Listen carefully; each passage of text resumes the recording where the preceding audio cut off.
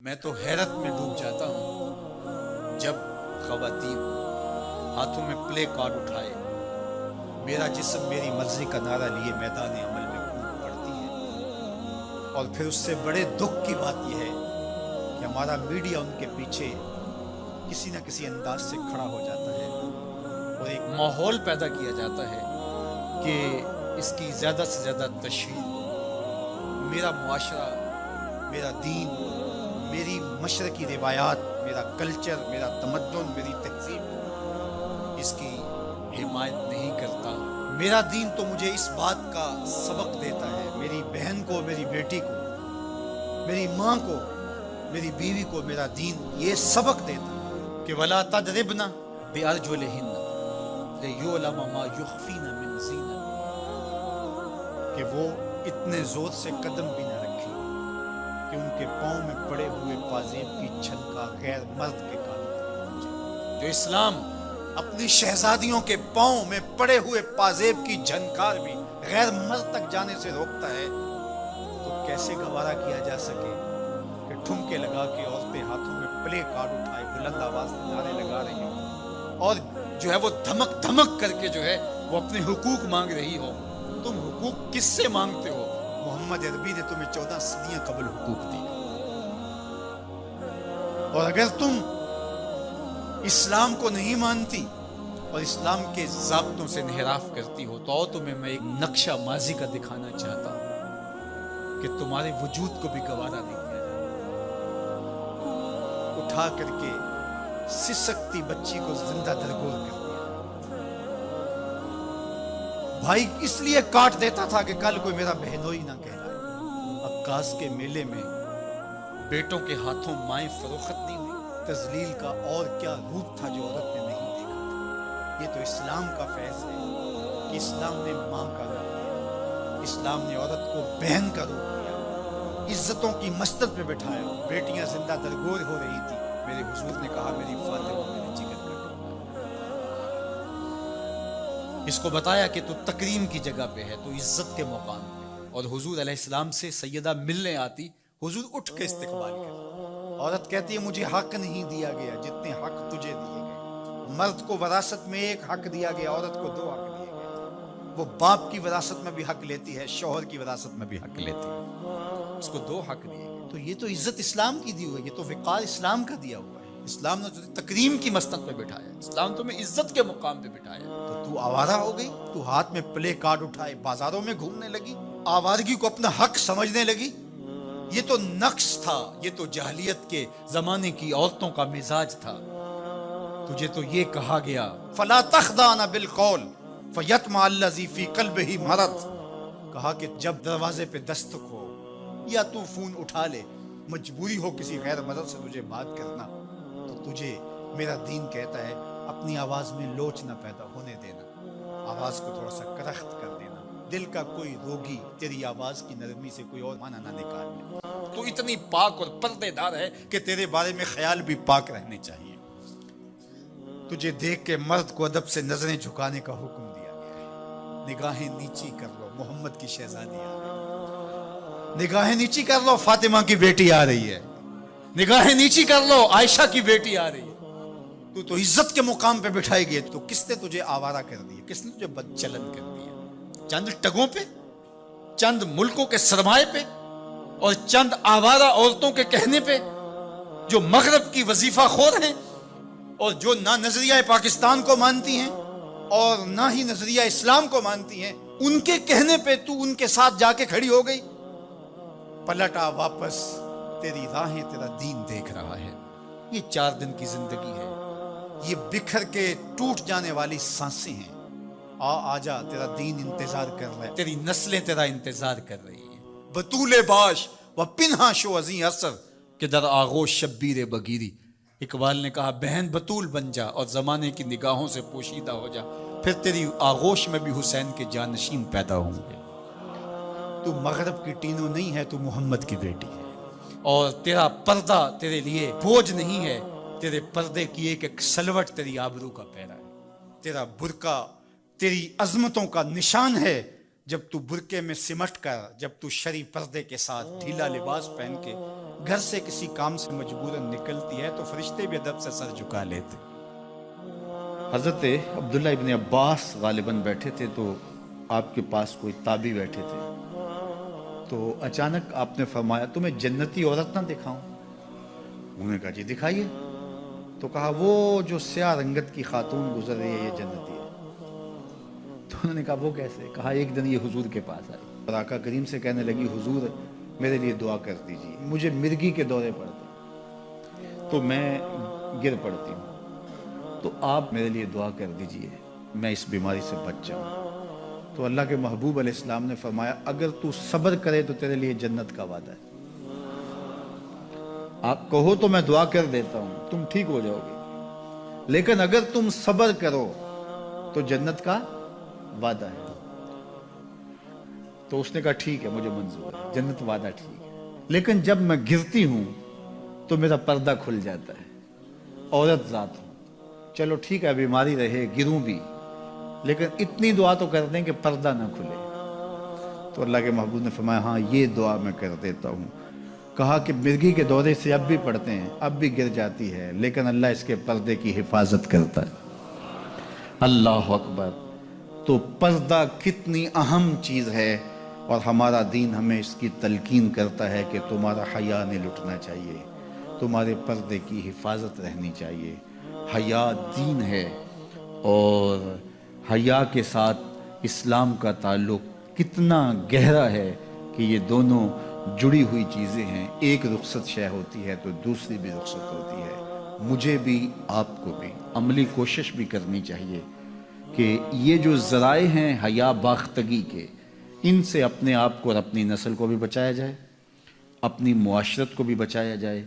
اور دوسری بات کہ ایمان کی تکمیل تو حیا سے ہی ہے، یہ باڑ ہے ایمان کے لیے، اگر یہ باڑ اتر گئی تو ایمان پر حملہ ہو جائے۔ تو ہم مغرب کی نکالی میں اس کو ترقی نہ سمجھیں، اگر حیا باختگی لباس مختصر بلکہ اتار دیا جانا یہ ترقی اور کامیابی ہوتی تو پھر تو کعبہ اللہ کا ننگے طواف لوگ کیا کرتے تھے، وہ ترقی یافتہ ہوتے۔ تو برہنہ ہو جانا یہ حیوانیت کی طرف سفر ہے، یہ کامیابی نہیں ہے، یہ عروج نہیں ہے، یہ فیشن اور ترقی نہیں ہے، یہ تو اخلاقیات سے کنارہ کشی ہے، یہ تو حیا باختگی ہے۔ اسلام ایک روشن خیال دین ہے، اسلام ترقی یافتہ دین ہے، اسلام انسانی مزاج سے ہم آہنگ دین ہے، انسانی ضروریات کے تقاضوں کو پورا کرنے والا دین ہے۔ انسانیت سے، ہمارے مزاج سے، ہماری فطرت سے ہٹ کر کوئی دین نہیں ہے۔ تو نفس کی تسکین اور ہے، روح کی تسکین اور ہے۔ تو جوانی کے دور کے اندر نوجوان کی زندگی کی کچھ ترجیحات ہوتی ہیں، لیکن بعد کے اندر وہ خود سمجھ رہا ہوتا ہے کہ میں یہ غلط ہوں۔ آج مغرب پریشان ہے کہ انہوں نے جوانی کے 4 ایام تو اپنی خواہشوں میں اسیر ہو کے گزار لیے، لیکن ان کے بڑھاپے کی تلخیوں کو آپ نہیں جانتے کیا ہے۔ تو مغرب کے سانچے میں ڈھلنے کی کوشش نہ کرو۔ وہ اقبال نے کہا تھا نئی تہذیب تکلف کے سوا کچھ بھی نہیں، چہرہ جو نہ روشن ہو کہ تو کیا حاجت گلگوں نہ فروش۔ اندر کچھ ہو ہی نہ اور اوپر میک اپ کیا ہوا ہو تو وہ تو کبھی اترے گا، جب اترے گا تو نیچے سے کیا بلا نکلے گی۔ تو یہ مغرب کی تہذیب ایک میک اپ ہے، جب اترتا ہے تو نیچے سے بلائیں برآمد ہوتی ہیں، اور وہ بڑھاپے میں جا کے ان کی حالت دیکھو کہ وہ کتنی تلخ، عجیب اور پریشان کن زندگی گزار رہے ہیں۔ لیکن مومن کی زندگی میں بظاہر تلخیاں بھی ہوں لیکن اس کا چہرہ روشن ہی آپ کو دکھائی دے گا، اگر وہ اسلام کے دیے ہوئے اصولوں کے مطابق چلتا ہے۔ تو مشرق کو کبھی بھی مغرب کی نکالی نہیں کرنی چاہیے۔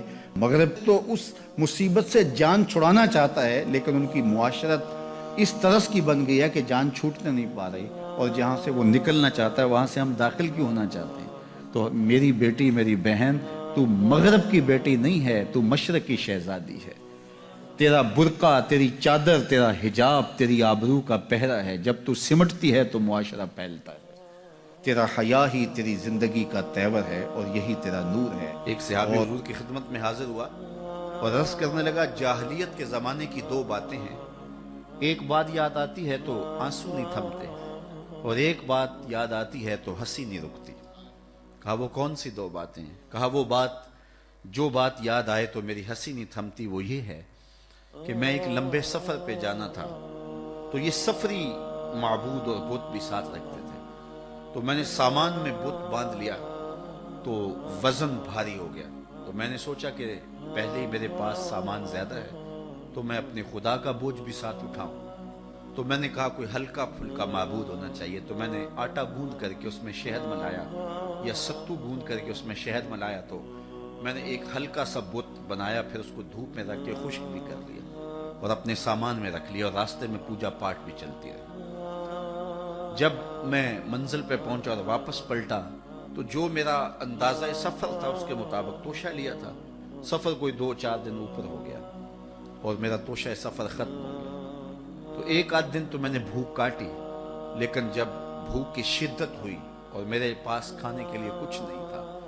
تو مجبور ہو کر میں نے تھیلے میں ہاتھ ڈالا اور اپنے معبود کو ہی نکالا اور پتھر پہ رکھ کے توڑا، اور پھر اس کے اندر پانی ڈال کر اس کو گوندا، پھر اس کی روٹی پکائی، پھر کھاتے ہوئے کہا میرے خدا اب کام نہیں آئے گا تو کب آئے گا، اب تو بھوک سے میری جان بھی نکل رہی ہے، آج اس بت کی بے بسی مجھے یاد آتی ہے تو میری ہنسی نہیں تھمتی، کتنا بے بس معبود تھا جو اپنے پجاری سے اپنا وجود بھی نہیں بچا سکتا تھا، وہ یہ بھی گزارش نہیں کر سکتا تھا کہ میری پوجا پاٹ کرنے والے آج میرے بدن کو توڑ رہا ہے اور دانتوں تلے چبا رہا ہے اور پھر اپنے میدے میں ڈالے گا، پھر گندگی کے ڈھیر پہ پھینک آئے گا، جو اپنی دکھ بھری داستان بھی بیان نہیں کر سکتا، وہ میرا معبود تھا، آج اس بت کی بے بسی مجھے یاد آتی ہے تو میری ہنسی نہیں تھمتی، اور جو چیز مجھے تڑپا دیتی ہے وہ یہ ہے کہ میں اپنی بیوی کو حاملہ چھوڑ کے گیا ایک سفر پہ، اور وہ میرا سفر بہت لمبا تھا، کئی سالوں کے بعد واپس پلٹا تو میرے گھر کے آنگن میں بیٹی کھیل رہی تھی،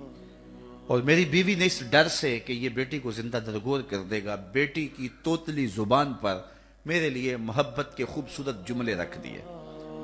عربوں سے گفتگو آپ کریں تو ان کے لہجے میں اتنی مٹھاس ہوتی ہے کہ ان کے جملے دل کو چیر دیتے ہیں، اللہ نے نطق کا جو نور اہل عرب کو دیا ہے وہ دنیا کی کسی زبان کو نہیں دیا۔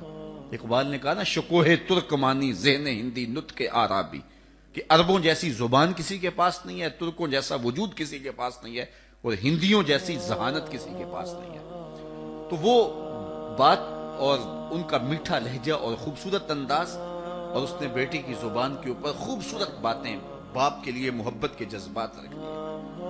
تو وہ کہتے ہیں میں جب لمبا سفر کاٹ کے آیا اور اپنے گھر داخل ہوا تو میں بیٹی کو دیکھ کے جھل بھن کے کباب ہو گیا، لیکن ماں نے اس بیٹی کو میرے لیے بہت زیادہ تیار کیا تھا، اس کے دل میں محبت ڈالی تھی، اس کی زبان پر لہجے پہ اتنے میٹھے رس بھرے لفظ رکھے تھے، وہ دوڑ کے آ کے میری ٹانگوں سے لپٹ گئی اور یا ابا ہو کہہ کر کے مجھے پکارنے لگی، اور میں اندر سے کھول رہا تھا اور میرا خون جو ہے وہ جوش میں تھا کہ میرے گھر میں بیٹی، اور میں اپنی بیوی کو گھورنے لگا کہ ایک تو نے سانپ کو جنم دیا ہے اور دوسرا اس کو باتیں سکھائی ہیں، اور میں اس انتظار میں تھا کہ اس بیٹی کو میں کسی طرح ٹھکانے لگاؤں، اور خیر میں کچھ وقت آرام کیا اور بیٹی کو ساتھ لے کر کے باہر چلا گیا، اور وہاں میں نے ریت میں جو ہے وہ گڑھا کھودنا شروع کر دیا۔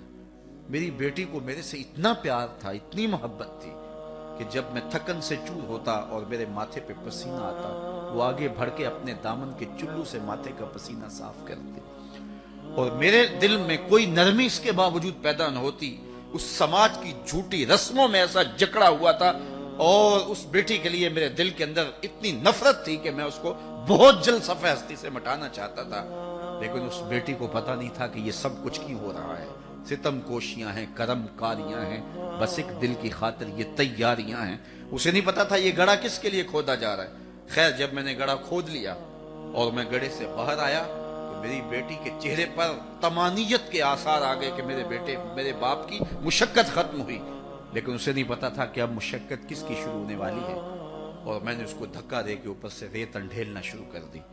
وہ ننھے ہاتھ جوڑ کے مجھے فریاد کرنے لگی اور کہنے لگی کہ ابا جان میں کچھ طلب نہیں کروں گی، اور میں ریت پھینکتا رہا، اور پھر ریت پھینک کر کے میں واپس آ گیا۔ آج اسلام لایا ہوں تو اس کی چیخیں مجھے سونے نہیں دیتی، اور جب یہ بات وہ کر رہا تھا وَأَيْنَ رَسُولِ اللَّهِ تَدْمَعَانِ، حضور کی آنکھوں میں آنسو تھے، تو صحابہ نے اس کو گھورا، کہا تو نے اتنا دردناک واقعہ سنایا ہے کہ حضور کو دکھی کر دیا ہے، لیکن آقا کریم نے اشارے سے ان کو روکا، کہا اس کو سنانے دو، تو صحابی کو کہا کہ پھر سناؤ، کہتا ہے حضور یہ بات جب مجھے یاد آتی ہے تو میرے آنسو نہیں تھمتے. بیٹیوں کو زندہ درگور کرنے والے اور بیٹیوں کو جو ہے وہ گڑوں میں پھینکنے والے اور اس پر خوشیاں منانے والے اور معاشرے سے داد وصول کرنے والے اور یہ بیٹیوں کا ظلم، بیٹیوں کے اوپر ستم کی کہانیاں رقم ہوتی تھی. لیکن سنو میرے اور آپ کے آقا و مولا میلاد والے رسول نے کیا کہا. جب حضور تشریف لائے اور بیٹیاں زندہ درگور ہو رہی تھیں، حضور نے ایک جملہ ارشاد فرمایا. ہم نے اس کو دوسرے پہلو سے سوچا ہے، کلمہ محبت تو ہے ہی ہے، لیکن اس ظالم سماج کے خلاف یہ اعلان جنگ تھا اور یہ حضور کا کلمہ جہاد تھا. حضور نے اس زمانے میں کہا جب بیٹیاں زندہ درگور ہو رہی تھیں کہ بیٹیوں کو زندہ درگور کرنے والے سن لیں، میری بیٹی فاطمہ میرے جگر کا ٹکڑا ہے. تو یہ دنیا کے سامنے حضور کا اعلان جہاد تھا. اور پھر آج بیٹیوں کے لیے آپ کے دل میں بھی محبت ہے اور میرے دل میں بھی محبت ہے. بیٹی جب گھر سے ہم رخصت کرتے ہیں تو باپ کی پلکیں بھی بوجھل ہوتی ہیں اور ماں کی سسکیاں بھی جو ہیں وہ نہیں تھمتی ہیں. یہ پیار کس نے رکھا ہے سینے کے اندر؟ یہ محبت کس نے رکھی ہے ماں باپ کے سینے کے اندر؟ میں گجرانوالہ مارکیٹ میں ایک دن گزر رہا تھا تو میں نے ایک بوڑھے شخص کو دیکھا جس نے اپنی کمر پہ بوریاں لا دی تھی. تو میں نے رک کے اسے پوچھا کہ تم اس بڑھاپے میں کام چھوڑ کیوں نہیں دیتے؟ تو مجھے کبھی بھی اس کا لہجہ نہیں بھولا. اس کی آنکھوں میں نمی آ گئی اور ایسے اس نے انگلی کھڑی کی اور کہنے لگا حضرت ابھی ایک بیٹی رہتی ہے جس کی میں نے شادی کر دی. تو میں سوچنے لگا یہ باپ تو زندہ درگور کرتا تھا، آج یہ جھکی ہوئی کمر پہ بوریاں لاد رہا ہے. یہ بھائی تو قتل کرتا تھا، کل کوئی میرا بہنوئی نہ کہلائے. آج یہ فیکٹری میں اوور ٹائم لگا رہا ہے کہ میں نے بہن کے ہاتھ پیلے کر دیں. باپ کے سینے میں یہ پیار کس نے ڈالا؟ بھائی کے سینے میں یہ محبت کس نے ڈالی؟ ایک ہی جواب ملے گا، میلاد والے رسول نے. اب کوئی اس بیٹی کو کہے کہ تو حضور کا میلاد نہ منایا کر، میرے پاس بڑی دلیلیں موجود ہیں، تو وہ کہے گی منہ دوسری جانب کر. مجھے تو عزت ہی حضور نے دی ہے، مجھے تو جینے کا حق ہی حضور نے دیا ہے، مجھے تو وقار ہی حضور نے دیا ہے. میری ساری عزت اور میرا سارا وقار اور میرا سارا تقدس آمنہ کے لال کا صدقہ ہے. میں تو جیوں گی تو حضور کے لیے، میں تو مروں گی تو حضور کے لیے. میں تو اپنی اولاد کو بھی درود و سلام کی لوریاں دوں گی، میں تو اپنی اولاد کو بھی حضور پہ درود پڑھنا سکھاؤں گی، اس لیے کہ مجھے زندگی کی ضمانت ہی مصطفیٰ جان رحمت نے دی.